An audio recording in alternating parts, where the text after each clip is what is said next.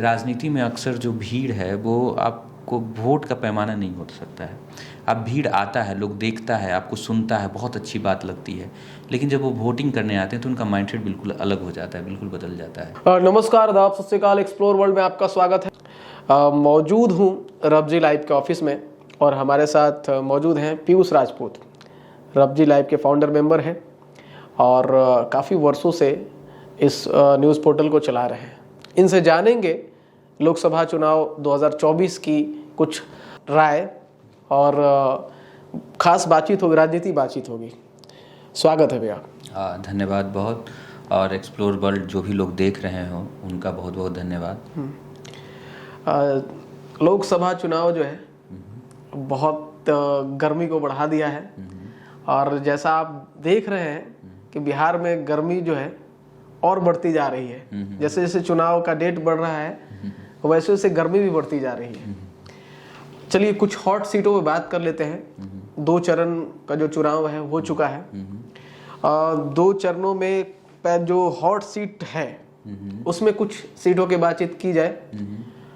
दूसरे चरण की बात करने वाले हैं जिस पे ज़्यादा चर्चाएं हो रही हैं, पूर्णिया लोकसभा।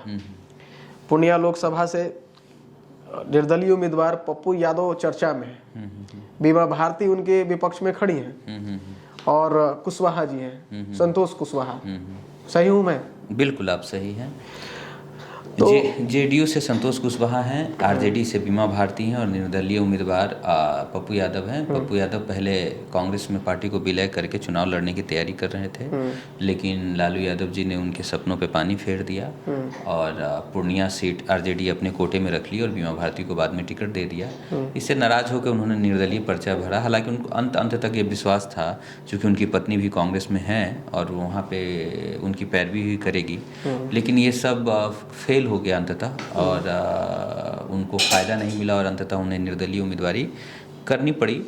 अब सवाल ये भी कभी कभी उठता है और लगातार ये लोग सोच रहे हैं, जैसे अब तो चुनाव ख़त्म हो गया है, अब जो वोटिंग होनी थी वो भी हो गई है, अब सबका किस्मत जो है वो ईवीएम में आ गया है। अब बात ये है कि कौन जीतेगा, जो आपका प्रश्न रहता है खास करके।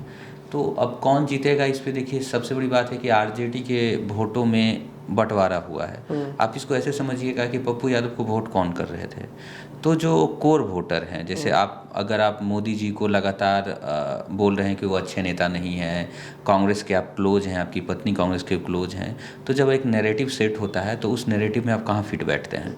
आप वहाँ फिट बैठते हैं जहाँ पे एंटी बीजेपी मूवमेंट है। तो एंटी बीजेपी मूवमेंट में आरजेडी भी आ गई और आप भी आ गए। अब जब वोटों का बंटवारा होगा तो अगर आप उसके 50% वोटों में सेंधमारी करते हैं, एक तरीके से समझिए, तो आप 50% वोटों में सेंधमारी करेंगे तो 25% वोट आपको आते हैं, 25% वोट बीमा भारती को आता है और उसके बाद 10 से 15% बाकी वोट आप ला सकते हैं, क्योंकि इंडिविजुअल का भी अपनी एक कैपेसिटी है। लेकिन लगातार वो पूर्णिया में काम कर रहे हैं, लोगों से जुड़े हुए हैं, सारी चीज़ें हैं। लेकिन कभी कभी आप इस बात को आप समझिएगा कि राजनीति में अक्सर जो भीड़ है वो आपको वोट का पैमाना नहीं हो सकता है। अब भीड़ आता है, लोग देखता है, आपको सुनता है, बहुत अच्छी बात लगती है, लेकिन जब वो वोटिंग करने आते हैं तो उनका माइंडसेट बिल्कुल अलग हो जाता है, बिल्कुल बदल जाता है। तो वो एकदम से बिल्कुल नहीं बदल सकता है, इस बात को समझिएगा। दूसरी जो बड़ी चीज़ है कि पप्पू यादव का जो संघर्ष रहा है, इस बारे में बहुत सारे लोग नहीं जानते हैं। लोग मतलब नए जो पत्रकार बने हैं, मैं उनकी बात करूँगा कि जो चलिए ठीक है, अब कुछ करना है तो चलो एक यूट्यूब चैनल खोल लेते हैं, एक माइक ले लेते हैं और चलते हैं, चीज़ों को समझते हैं। लेकिन आप पढ़ना पड़ेगा कि जिस नेता के बारे में आप बात करने जा रहे हैं उनका क्या इतिहास रहा है, उनके पीछे लोगों की माइंडसेट क्या है। और लोगों का माइंडसेट ओवरनाइट चेंज नहीं होता है, उनका इतिहास उनको कभी पीछा नहीं छोड़ता। सेम चीज़ पप्पू यादव के साथ भी है। सीमांचल और उसके से जो सटे हुए ज़िले जो हैं उनमें उनका एक प्रभाव रहा है, लेकिन किस तरह का प्रभाव रहा है वो लोग जानते हैं।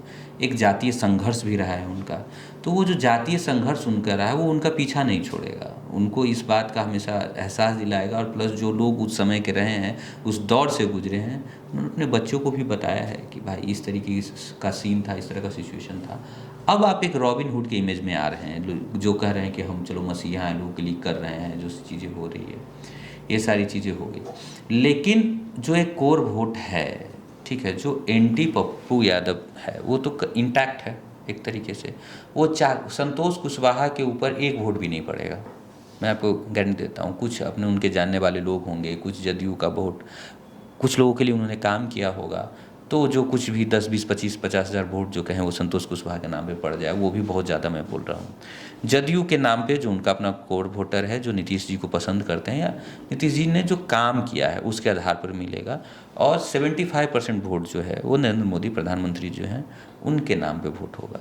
तो इस पूरे समीकरण को जब आप समझते हैं तो ये बात समझ में आती है कि 50% 40% के आसपास जो वोट है ना वो इंटैक्ट है एक तरफ, और 60% वोटों में कितनी लड़ाई होती है। अगर बीमा भारती को 20% से कम वोट आता है, मतलब जो पोलिंग वोट है उसकी बात मैं कर रहा हूँ, इन तीनों को अगर मिला के जो वोट पोल होता है उसकी बात कर रहा हूँ, तो पप्पू यादव जीत सकते हैं। लेकिन अगर वो 50-50 या 60-40 इस तरीके की चीज़ों में फंस जाते हैं कहीं ना कहीं अगर पप्पू यादव, तो फिर संतोष कुशवाहा का जो राह है वो आसान हो जाएगा। अब जो हमारे कुछ लोग गए वहाँ पे, बातचीत हुई उनसे, और हम लोग भी 1-2 बार पूर्णिया गए, चीज़ों को समझने की कोशिश की है, तो एक बात समझ में आई कि मुसीबत जो है वो आरजेडी के वोटरों के पास तो है, वो समझ नहीं पा रहे। उनका नेता जो है वो जाके जिस तरीके से बयान दे रहे हैं तेजस्वी, अब पता नहीं गलती से उनसे हुआ या सच में हुआ, लोग तो उसी बात को समझेंगे और तो मान लेते हैं कि अगर वो बात कह रहे हैं कि पप्पू यादव से इतनी नफरत है कि आप बीजेपी को वोट दे दीजिए, एनडीए को मतलब जेडीयू को वोट दे दीजिए, लेकिन ये इनको, अब बहुत सारे जो उनके वोटर हैं इस बात से समझ गए कि तेजस्वी जी ये बात कहना चाह रहे हैं कि जो चाचा कहाँ जाएंगे नीतीश जी, तो दोबारा फिर विधानसभा चुनाव में हमारे साथ आ जाएंगे, तो आप इनको जिता दीजिए, कोई फ़र्क नहीं पड़ता है, तो वापस हमारे पास आ ही जाएंगे। लेकिन आप जो है पप्पू यादव को मत जिताइए, हमारा एक तरीके से पॉलिटिकल दुश्मन है, ठीक है, मतलब एक बात कहें तो इस बात को जो उनके कोर वोटर है वो पकड़ लें। अगर वोट इस बात को पकड़ ले रहे हैं, उनका टावर पकड़ ले रहा है कि नहीं हम चलो ठीक है तेजस्वी जी की बात मानते हैं और हम जदयू को वोट कर देते हैं, नीतीश कुमार को वोट कर देते हैं, नीतीश जी कहाँ जाएंगे, वापस आ जाएंगे, तो फिर पप्पू यादव के लिए बहुत समस्या हो जाएगी।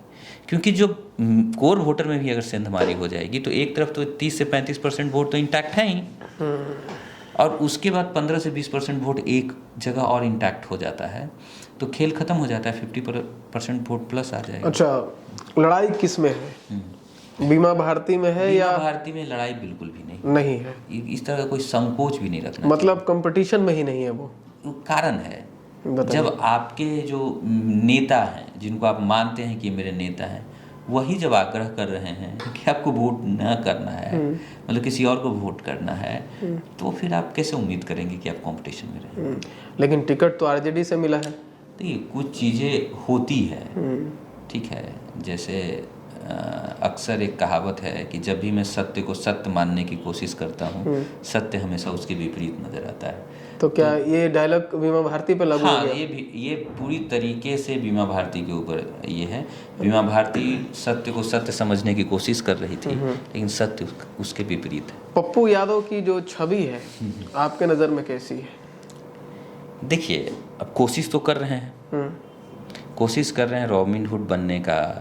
कभी वो कहते हैं योगी के बारे में कि योगी जी रोते हैं, ये करते हैं, वो करते हैं, अगले ही पल कुछ दिनों में देखते हैं कि उनके ऊपर हमला होता है तो फुट फुट कर रोने लगते हैं। फिर लालू जी ने टिकट नहीं दिया तो मंच पर से रोने लगते हैं। तो he is a confuse leader. उनको नहीं पता है एग्जैक्टली, उनको आइडिया नहीं है कि उनको, देखिए अच्छे इंसान हो सकते हैं, इसके बारे में हमारी उनके साथ कोई पर्सनल रिलेशन तो है नहीं। मैं आपके बारे में बता सकता हूँ और जिनके साथ मैंने समय बिताया है कि वो कैसे इंसान हैं। हालांकि इसका दावा करना भी कभी कभी बहुत मुश्किल होता है कि आप 10 साल से 15 साल से भी किसी को जानते हैं, लेकिन पूरी तरीके से जानना मुश्किल होता है। लेकिन फिर भी बहरहाल एक बात तो तय है कि वो इंसान हो सकता है कि अच्छे हों, लेकिन पॉलिटिकली जिस तरीके का काम वो करते हैं मुझे नहीं लगता है कि वो सही तरीके से उस स्पेस में जा रहे हैं। एक सवाल और अक्सर होता है कि अब जैसे मधेपुरा को, जैसा उन्होंने कहा था और जो मीडिया में भी बात आई थी कि लालू जी कह रहे थे कि आप जो है पार्टी विलय आरजेडी में कर दीजिए और मधेपुरा से चुनाव लड़ लीजिए, क्या हर्ज था? आप ये काम कर सकते थे। अगर आप मधेपुरा से चुनाव लड़ लेते, आप एमपी बन जाते, तो आप धीरे धीरे फिर आगे बढ़ते राजनीति में, ये भी आप कर सकते थे। हालांकि देखिए, स्वतंत्र हैं सब लोग।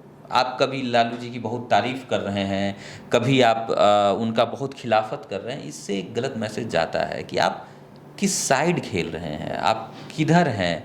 अगर इंडिविजुअल हैं, जैसे अब इन्होंने स्टार्ट किया प्रणाम पूर्णिया, और लगातार पूर्णिया में लगे रहें, सीमांचल में लगे रहें, कटिहार में भी अपना नैरेटिव सेट करने में लगे हुए हैं।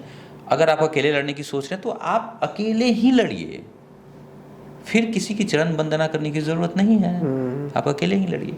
तो ये है, थोड़ा सा मुझे ऐसा लग रहा है, he is a nice person, जैसा सब लोग बोल रहे हैं कि बहुत अच्छे इंसान हैं, बहुत लोगों की मदद की है उन्होंने, बहुत अच्छा काम कर रहे हैं, इसमें कोई दो राय नहीं है। वो झलका है। आप पटना का ये देखिए, जब बाढ़ आया था पटना में, उन्होंने जितना मदद किया है, कोई नेता नहीं आया, उसके आस पास भी कोई नहीं रुका।